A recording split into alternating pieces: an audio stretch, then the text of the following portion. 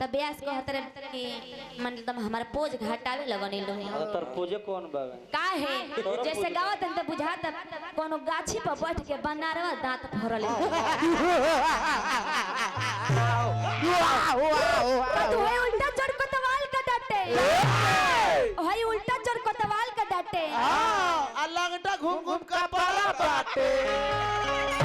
अपना के होइले ना दूसरा के शेरवानी ले लो कुर्ता ले लो कोट ले लो दोबारा कोही का ए महाराज यहां के कहत नहीं जब मनीषा ब्यास के नाचे का चाहिए लेकिन लय में नाचे का चाहिए कदू धीरे धीरे नाचे का चाहिए कैसे धीरे धीरे नाचे अरे बाप ये अरे मर कौन कौन नाटंकी उतारत नहीं ये सब और गीत गो नहीं हो रवल लवान दिखाने कूदत नहीं माने हम गलती करत नहीं हो नाच के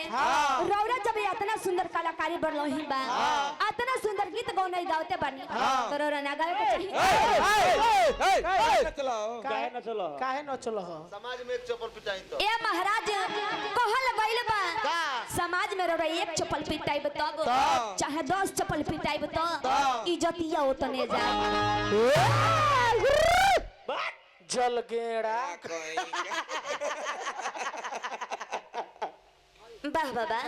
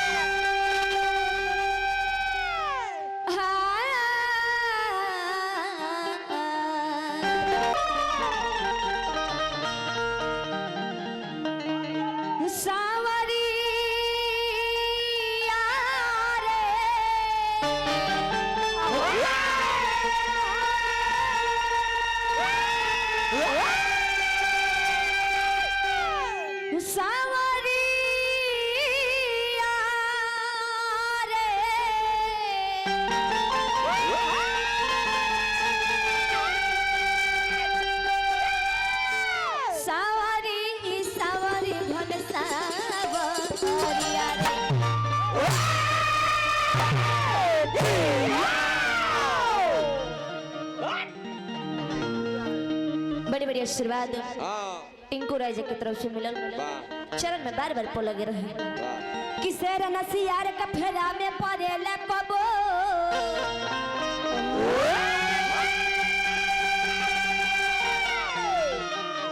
कि रही अकेले जहां राजा बन के राही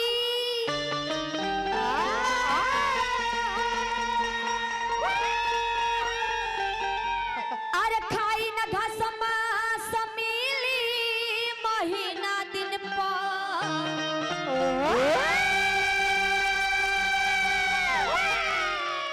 बाकी करुआ विचार ना सियारा के सही ए महाराज कहल गइल बा शेर कबो खाई तमाशे खाई शेर कबो खाई तमाशे खाई अब भुला भट के कहीं इनकरा जैसन अगर सियार भेटा गइल चाहे बानर तो कहां से नोची ओकर कोनो गारंटी नहीं है तारा लोगन के हमनी गवाई ले जा तो एक ताल में बोरिया बिस्तर बना जाए यहाँ के कहत नहीं कि तहार ढेर लेवल हो गइल बा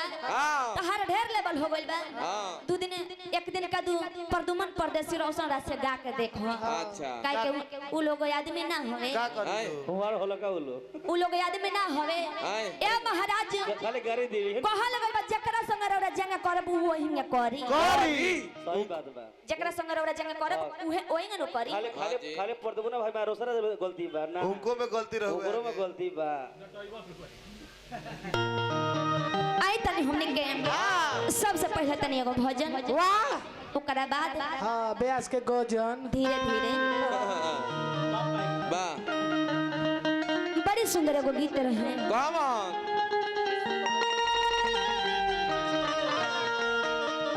ले लगल कौन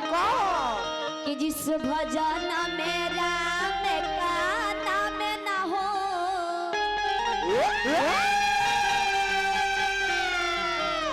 उस भजन को गाना ना चाहिए। ए सरोरा के कहिले का कि माई बाप के गोहजन करेला जी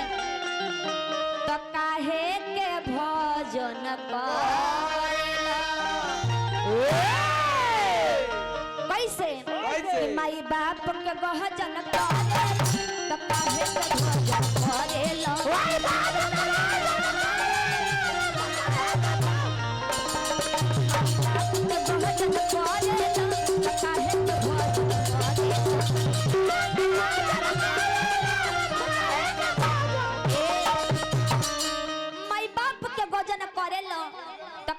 भोजन करेला कि माई बाप के भोजन करेला तो काहे के भोजन करेला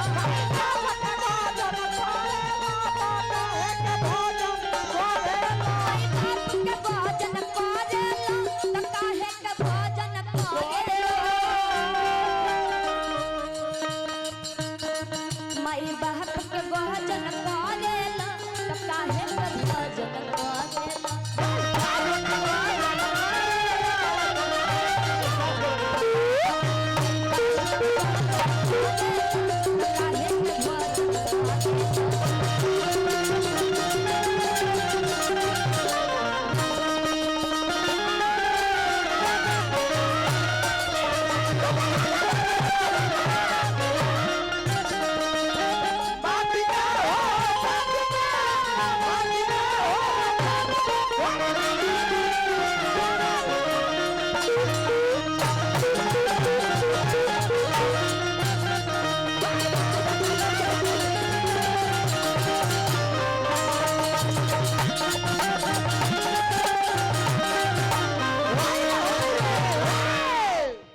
माई बाप के भोजन करेला तो काहे के भोजन करेला भोजन करेला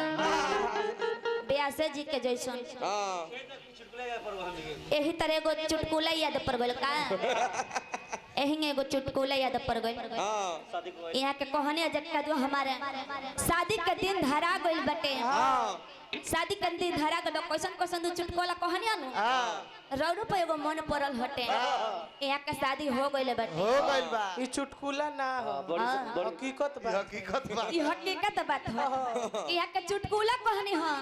लेकिन हमने के अपना आंखी से देखले बनी जो हकीकत बात है यहाँ के बियाह हो गइल बटे लड़की से ना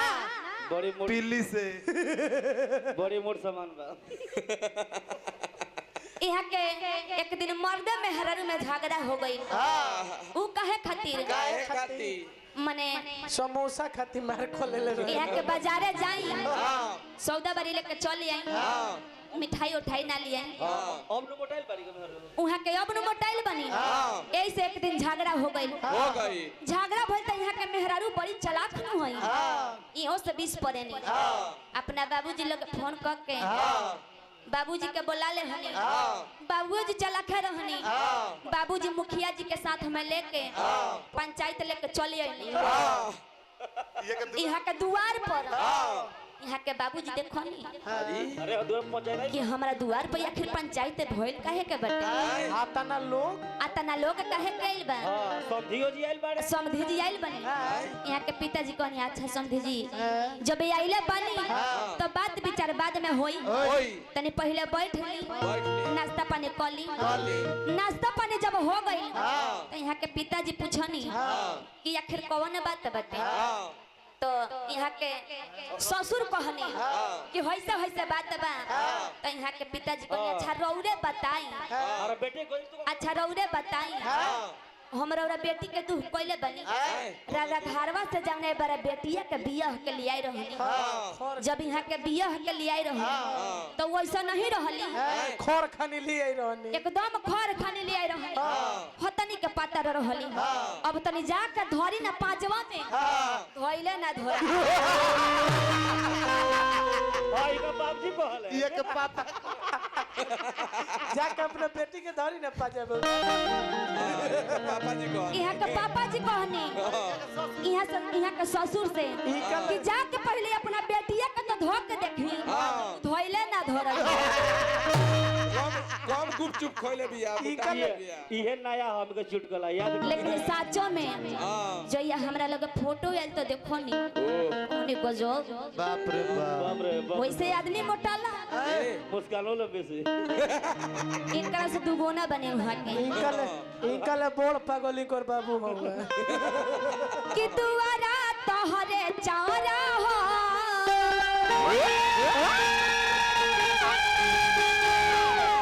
नहीं कुकर कमीला तकावरा हो ई दुआरा तोहरे चावरा हो नहीं कुकुरन के मिला तकावरा हो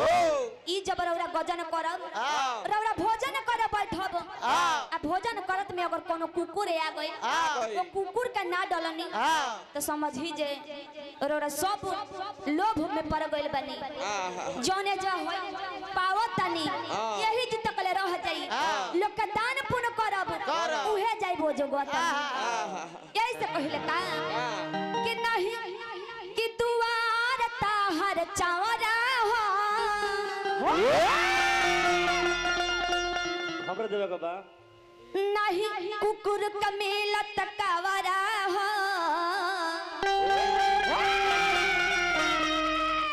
ऐसे रौरा के कहले कि काहे दोसर के देखी काहे दोसर के देखी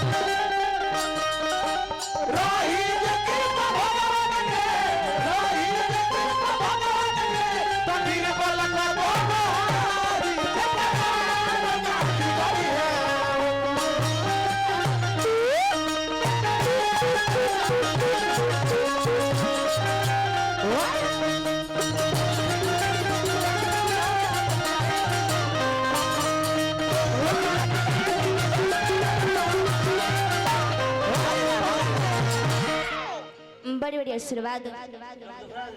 अनिल कुमार जी की तरफ से मिलल चरण में बार बार लगी रही लास्ट में कहेगा बका कि बतिया हमारो सच्चाई बा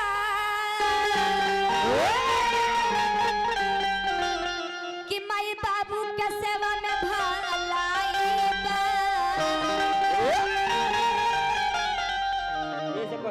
ऐसे कहले व्यास जी व्यास जी के कहतनी यहाँ के अपना मेहरारू का फेरा में पड़ के आ अपना माई बाबूजी का छोड़ देले बनी कितना गजन होता है कितना गजन यहाँ के कहतनी कि रमन जी गइल बनी रमन जी गइल बनी है रमन जी रे अपना पासे बोला ली हां काहे जे तू रह का ओलई करबा का एजवा यहाँ के माटी चढ़ाई ओल पर यही से कहिले का कि बतिया हमरो सच्चाई बा